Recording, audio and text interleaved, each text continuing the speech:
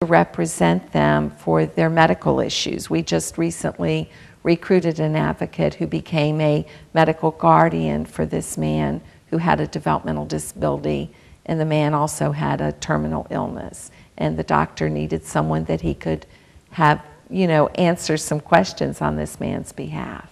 Now, when you talk about the roles of the advocates, it sounds like some of the service could be short-term and some could be very long-term. Absolutely. We actually recruit some advocates just for short-term situations. And sometimes there's a crisis. Someone may all of a sudden be homeless or be placed in an institution against their will or be abused. So that would be a crisis advocate. And then there's other citizen advocates that would be long-term. It just might be that we've got to know someone and we're thinking, who do we know that we could invite into this person's life to represent their interest as if it were the advocate's own. Citizen advocacy is a relationship form of protection and advocacy. That's really what it means. And you're a part, you have your Gainesville office, of course, but you're part of a larger state organization, aren't you?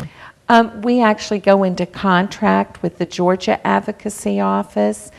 They're our main funding source. We also receive some community donations and things, but we are in contract with them to recruit 12 citizen advocates a year. And there are currently 7 citizen advocacy offices throughout the state of Georgia, and Hall County, Gainesville is one of them. Let's talk about the, recruiting more people for the program, and how you'd like to see that happen. Oh gosh, what I would love to see happen is that everybody in Gainesville who has a developmental disability would have a person standing beside them. I think it would just make our community so much more welcoming and just more loving. And I just think that the way that my dream would be just to find more people. If you've never worked with a person who is blind or a quadriplegic, or there are just so many unknowns. How do you deal with that when you're trying to recruit, so to speak? Well, there is. And sometimes it takes a while. And relationships are very vulnerable when they're new, because you don't know how people are going to react. And we know that the relationship is becoming more solid when we hear the advocates say things like, "My gosh, she likes, sweet tea just like I do," or "she likes her birthday remembered just like I do," or "he likes to go to the mountains, so the two of us went to the mountains. I love the mountains also, so we've got that in common." That what people discover is that we are much more alike than different. And that's what happens. It's just a beautiful thing as a coordinator for me to witness. I want to talk about the relationship that is going to come up later in the show. We're going to meet Mike Reno, and certainly D'ete Sewell is going to come on as my next guest after you. Yes. But you'll be gone by then, so I want to go ahead and talk to you now about your relationship with D'ete and with Mike and what that's meant to you. Oh, I can't even hardly describe it. It's been a beautiful relationship. When I met Mike was one of the first people that I had ever met when I started doing this work 13 years ago. First person that I met who was this young man living in a nursing home. And when I met Mike, I had thought, who do I know and who can I find? And I actually had recruited 1 or 2 other people that it just didn't work out for whatever reasons. People's lives, things happen, people get divorces, different things happen. But then when D'ete and Mike got together, it's just been like magic to me. It's been wonderful to watch. The whole state of Georgia actually is talking about this relationship. If someone wants to talk to you, they think this is something they might be interested in, how can they get in touch with you? Oh, that would be wonderful. Our phone number is 770-536-0314, or our email is gaca1979@bellsouth.net. And you also have a board of directors. Yes, we do. That helps you, and you all meet on a regular basis? Yes, once a month, and then there's committees. and it's a local governing board of directors. All right. Well, Missy, we certainly do appreciate you sharing with us today. And just throughout this year of 2009, we said we'd like to meet some of the local heroes in our community and find out what people are doing to help other people. Thank you so much. We sure appreciate it. We're so happy to be a part of Hall County.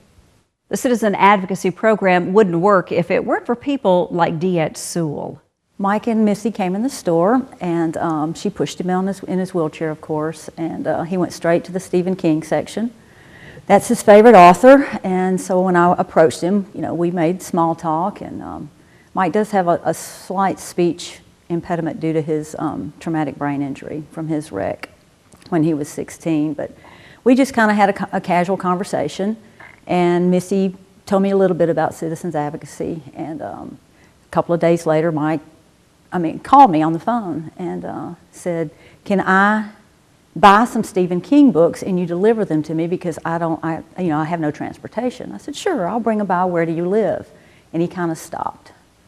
And finally he says, "I live at New Horizons Nursing Home. Can you bring them by?" I said, "Sure." So I wrote down the titles, took them over, and he would call me periodically to bring more books. And finally, he just asked me, "D'ete, can I just work with you at the bookstore?" So that's how our relationship got started. Mike started working for me 1 day a week, and he worked for me for 5 years. Okay, let's back up. So you've got a guy, he comes in a wheelchair, you meet him, you're delivering books to him at the nursing home, and he calls you up and he wants a job. Mm-hmm. What are you thinking? I thought I was a nice person. I probably emphasized, that I was just a nice guy. I always rooted for the underdog. But when he asked me, I thought, oh, brother. That was my first thing. I thought, what is he going to do? So I said, okay, 1 day a week. And we came in, and embarrassed as I am to say, I had a lot of issues that I didn't know I had with somebody with a disability. I wasn't very comfortable, especially with his speech. And I thought, my customers, he's going to make them uncomfortable, just like he does me. And so we figured out, I'd set him up on the computers in the back and taught him how to look books up for me to price and this and that. And Mike kind of turned things around to where he would, when someone would come in, he would say, "Can I help you with something?" And I would cringe, and the more I was around him and the more he was around people, people got used to him, and he knew my stock better than I did. So he knew his job. He knew his job, and and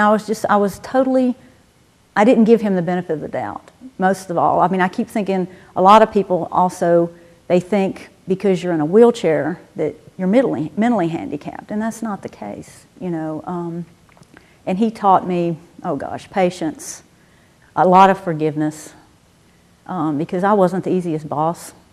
We had major conflicts when he would wear his Confederate t-shirt to work. "Can't do that, Mike," and he would call me on the days he didn't work about 8 times a day. And I'd say, "Mike, I'm at work, you can't call me," blah, blah, blah. But he was lonely. He was really lonely, and he was just anxious to be out of that nursing home. And 1 day a week was, all I could really afford to pay him. And we just started blossoming from there.